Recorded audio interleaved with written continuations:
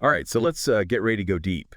Today we're diving into ancient Egypt. Yeah. But we're not just, talking pyramids and pharaohs this time. Right. We're going deeper, like way deeper into the myths and legends. Yeah, the beliefs that shaped their world for centuries, like over 27 centuries. Well, it's hard to even imagine. You know what's wild to me? These weren't just stories. This was their belief system. Oh, totally. It was their life, how they understood everything. Their whole worldview. And it lasted for millennia.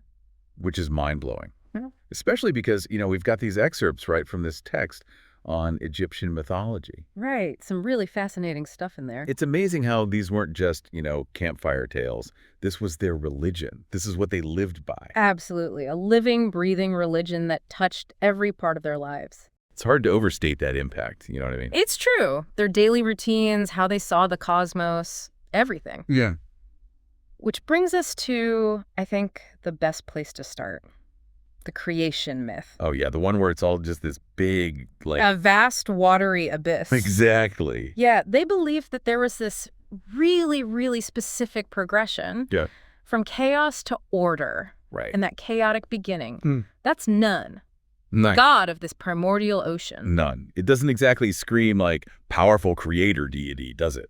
Maybe not to us, no. Yeah. But think about it even without temples or rituals, like the other gods. Okay, yeah, that's true. He doesn't have all the, fanfare. None represents the essence of existence. Yeah. The very foundation. Everything else is built from that. So to understand anything in this whole Egyptian worldview... You have to start with the formlessness, the nothingness of none. Okay, that's actually pretty profound. Yeah. But then how do we get from this, primordial soup to, I don't know, pyramids, pharaohs? Right, to Egypt as we know it. That's where things get even more interesting. And the source material actually highlights this beautifully with the goddess Nut. Nut, the sky goddess. That's the one who's always arched over the earth. Right. And she swallows the sun each night, right? That's her. The cycle of day and night. But that can't be all there is to it, right? Oh, there's much more to it than that, than just daylight and darkness, this daily swallowing, this rebirth of the sun. Yeah. It speaks to something the Egyptians believed very deeply. What's that? Cyclical time. Okay, I'm listening. Death and resurrection. These weren't endpoints. They were just phases in this continuous cycle. Right. And this idea, this cyclical understanding, it's everywhere in their beliefs, especially when it comes to the afterlife. Which I have to say I'm very curious to get into. Oh, we'll get there. But it's wild how everything's already so interconnected, like these grand cosmic cycles to their everyday lives. Exactly. And speaking of their lives, I mean, the text makes it clear that ancient Egypt, their whole civilization, was completely reliant on one thing. The Nile River, of course. More than just a water source. Oh, way more. It's almost like a central character in these myths. And this is what gets me, what I think is so cool.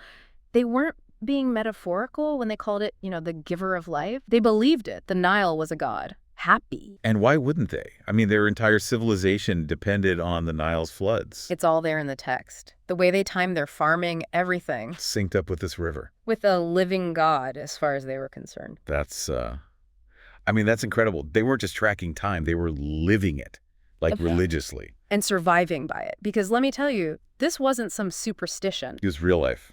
Their entire existence depended on understanding, respecting this force of nature. So it's in this source of life, but also this powerful deity, they had to appease. They had to live in harmony with it. And speaking of things beyond human control, I was so fascinated by this part in the source material where it talks about the Nile source. Nobody knew where it began for the longest time. It was a complete mystery. It wasn't just some geographical question either. It fed this whole idea of the Nile as this, divine, unknowable being. Okay, I see what you mean. So they could master agriculture, right, because of the Nile. Yeah. But its true origins. Off limits. Totally out of reach. And I think this gets at something really interesting about how the ancient Egyptians saw the world. How so? This balance between, what humans could learn and do and the divine unknown. Like some things are just not for us to know. You got it. They believed in mastery, harnessing the Nile for farming, yeah. But also acknowledging those things beyond us, reserved for the gods. A healthy dose of humility in the face of all that, That's a good way to put it. But speaking of forces beyond our control, Should we dive into some serious family drama? Oh. Okay, so this next myth, this is a wild one. Talk about family drama. Yeah, it's got it all. Jealousy, betrayal, resurrection. We're talking about Osiris, Isis, and Set, right? The trifecta. And honestly, this story is as central to Egyptian mythology as, like, the Nile itself. Wow. That's saying something. It really is. It's like the myth that fuels so many others. And the characters, they're just, I don't know, larger than life, you know? Mhm. Osiris, he brings civilization to Egypt. He's this wise king. Right. And Isis, she's not just his queen. She's a total powerhouse. A sorceress. Yeah, she's amazing. And then there's Set, the brother. Chaos and envy all wrapped up in one. The jealous brother. It's like the oldest story in the book. It really is, but what's interesting to me is how the source material mentions, like, different versions of the betrayal. Oh, yeah, I remember that. I thought maybe it was just, I don't know, different interpretations passed down over time. That's exactly what it is. It shows how these myths could change, how they were adapted. Fluid, yeah. But the core, that stayed the same. Set disrupts everything, throws Egypt into chaos. He really does. And then Isis, she's incredible. The way she puts Osiris back together, it always gets me. It's powerful. Talk about love and devotion, right? It's more than that, though. It's bigger. By restoring his body, she's not just defying death. What else does she do? She's restoring order, fighting chaos. It's an image that, like, echoes through their entire culture. It's true. Now that you Yeah. mention it, it makes you think about mummification totally differently. Right. It wasn't just about preserving a body. It was about making it whole again. For the soul's journey to the afterlife, the rituals, the offerings, everything, it was all about balance. Cosmic balance. So much meaning in one prayer. Layers and layers of it. Which actually makes me think about the whole thing with Isis needing to learn Ra's secret name. Oh, yeah. That felt so important, like a detective story almost. In Egyptian magic, knowing a god's true name, that wasn't just trivia, it was everything. Really? It was like having the key to their very essence, their power. Even today, it's this idea that still resonates, like in fantasy books, you know? Totally. You know the demon's true name. You have power over them. Exactly. But I love how Ra doesn't just give up his name. He makes her work for it. Right. He offers all those other names first. Like a clue, in a way. I have to admit, I was kind of fascinated by those names too. Oh, and you should be. Those weren't just random words. Each one is like a piece of Ra's power over creation itself. Wow. He's showing her, revealing his role. The waters, the heavens, even time. Each name's like this glints into their whole worldview. Exactly. But it's also about power dynamics. Because Ra knows, revealing his true name, that's giving away part of himself. A huge deal. Huge. But the most interesting part, I think, is what happens next, after Isis heals him. She doesn't just, like, try to take over, does she? No. She uses this knowledge to help Horus, her son. Which, when you think about it, that has big implications for how the Egyptians saw their rulers. Oh, absolutely. Because what is she doing? She's establishing this lineage. Healing Ra, getting his blessing, basically. It paves the way for every pharaoh to claim that connection to Horus. They're not just kings. They have this divine right. Precisely. It changes everything. But, you know, we've been focused on these big, powerful gods. The heavy hitters. Right. What about the ones that feel a little more, I don't know, relatable, down to earth?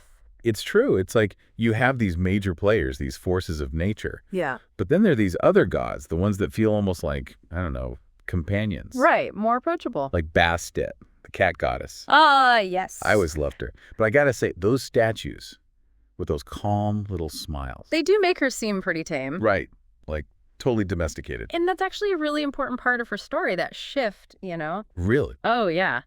Bastet, she didn't start out so gentle. She was Sekhmet, this fierce lion goddess. Oh, wow. I didn't realize they were connected. They are, and that transformation from wild to tame, it says a lot about how the Egyptians understood nature's power. Because nature can be both, right? Exactly. You have this potential for ferocity, for destruction, but also peace, tranquility. It's about finding that balance. Okay, that makes sense.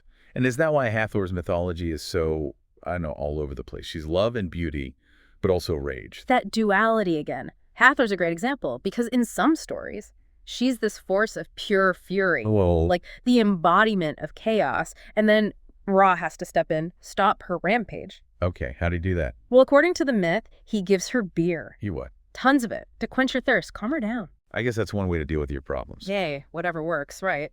But it makes sense when you consider how important beer was to them. Oh, totally. The text mentions that, right? It wasn't just a drink. It was part of their rituals, Hmm. offerings, maybe even medicine. Interesting. So Hathor's transformation, it's not random. It's tied to this culturally significant drink. It's like proof that these myths, they were woven into everything, every part of their lives. Their whole existence. Even just having a beer. Absolutely. From the pharaoh to the everyday Egyptian. These myths gave them a way to understand the world. And to find comfort, right? Guidance. I mean, we're still drawn to these stories thousands of years later. It's amazing, isn't it? Why do you think that is? What is it about Egyptian mythology that we still find so compelling? I think it's because they were asking the big questions, even back then. Life, death, our place in all of this. We still haven't answered them. It's true. Some things never change. No, they don't. And it makes you think, if they believed their pharaohs were descended from gods, that they had this divine right, what does that say about how they saw leadership? Compared to us, that's a really interesting question. And one worth exploring, I think. Definitely. And for our listeners, if you're feeling inspired, I mean, we've just scratched the surface here. There's so much more out there. So look it up. Find images of these gods, these stories we've been talking about. Seeing them, I don't know, it brings them to life. It really does. These myths have endured for so long. They have so much to teach us about ourselves, about the universe. And on that note, I think it's time to wrap up this deep dive into ancient Egypt. Until next time. Keep exploring those ancient stories, everyone.